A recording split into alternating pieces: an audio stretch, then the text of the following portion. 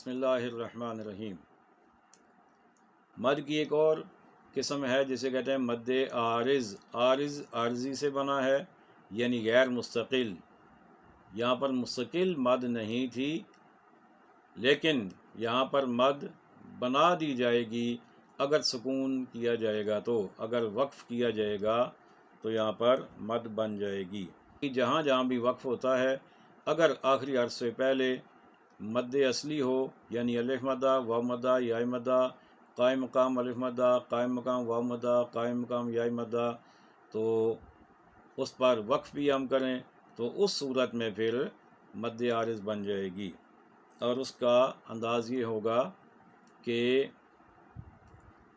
مثال کے طور پہ لفظ ہے یعلمون، تو اب اصل میں کیا تھا، مو، یہ واو مدہ ہے اور اس کے آگے نون ہے جو کہ زبر والا ہے، تو یہاں پر پھر مد اصلی تو ہے لیکن مد وغیرہ یہاں پر نہیں بن سکتی۔ لیکن اگر ہم یہاں پر وقف کریں گے تو عارضی طور پر، چونکہ نون کو ہم ساکن کر رہے ہیں، تو یہاں پر مد عارض بن جائے گی۔ پھر ہم اس کو لمبا کر کے پڑھیں گے، یعنی یعلمون، تعلمون، مسلمین، مؤمنین،